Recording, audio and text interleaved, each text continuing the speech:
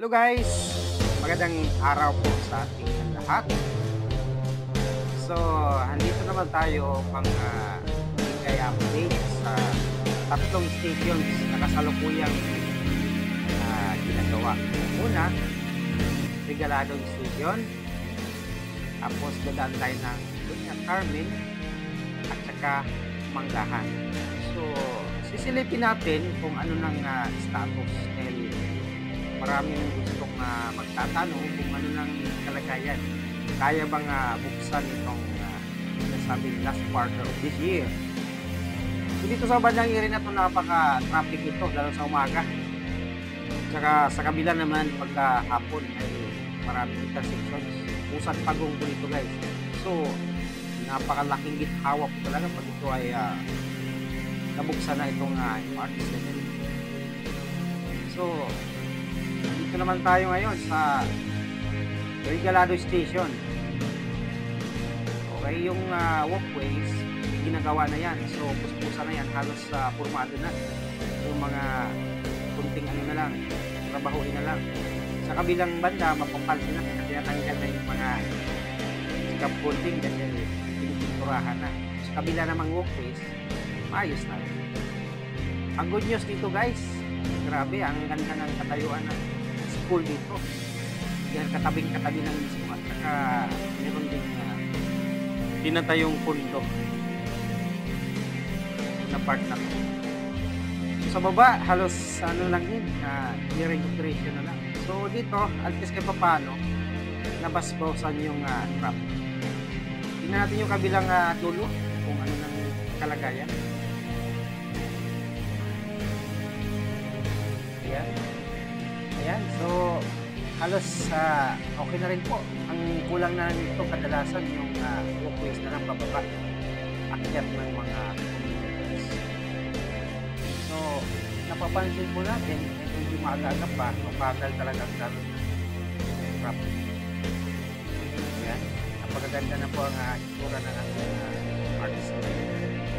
Regalado Stadium.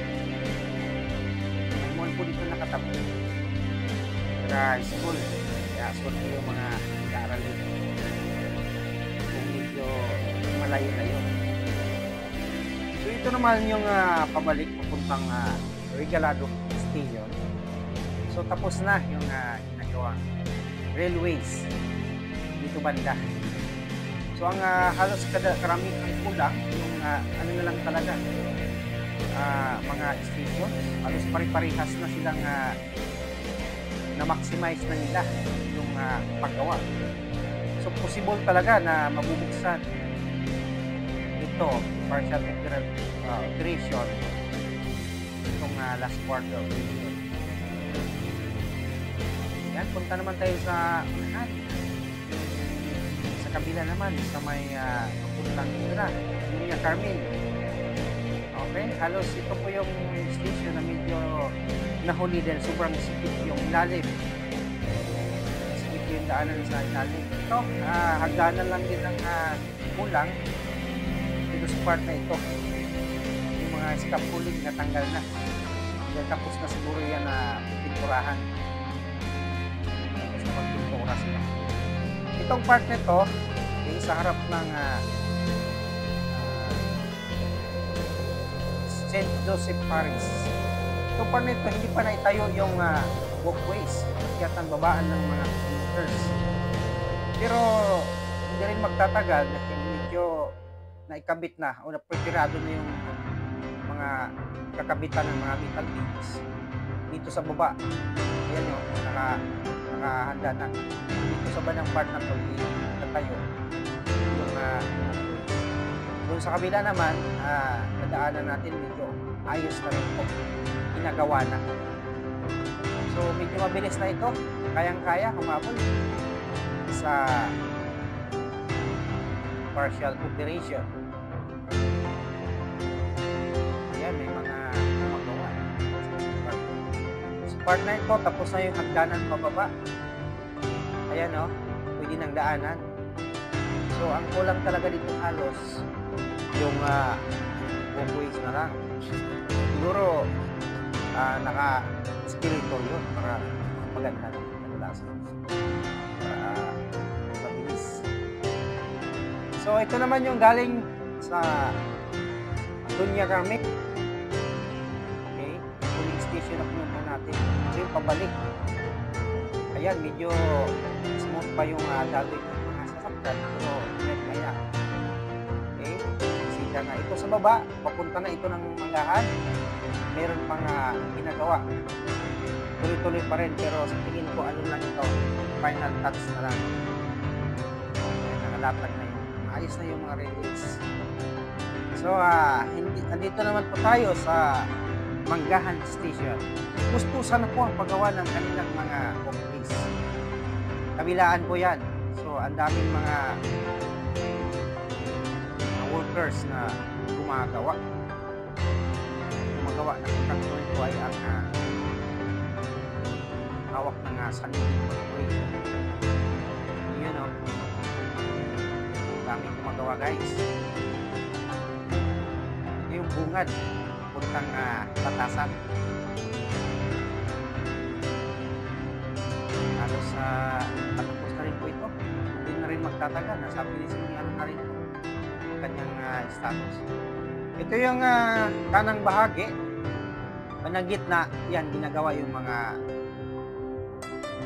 walkways. So gustusan, ang daming mga nagtatrabaho.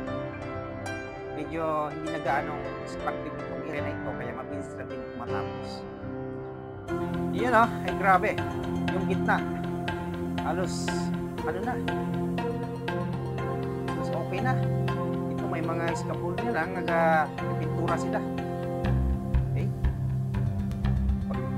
Matapos to, grabing volume ng mga commuters dito. Yung kanang bahagi, dulo ng walkways. Ang daming gumagawa sa loob. So napansin natin yung parang gitna ng railways, may tinatayong malaking building. Ano yan? Babaan, akyatan ng mga pasahero dahil yung ating terminal dito nasa underground. So dito ang volume ng mga commuters paakyat, pababa bago makatawid kabilaan. Yun, halos complete na. Part na to, grabe yung mga mananagay dahil nakaranas talaga ng grab. So ito na yung railway papuntang pabalik ito ng Manggahan. Sa ngayon banayan pa yung mga takbo ng mga sasakyan, pagdating ng hapon, grabe, siksikan po talaga. So malaking ginhawa po talaga guys pagka matapos itong ginagawang MRT7. Kahit partial operation pa lang, pero 400,000 daily commuters ang kayang serbisyuhan. So di lang po muna tayo guys. Maraming salamat and God bless.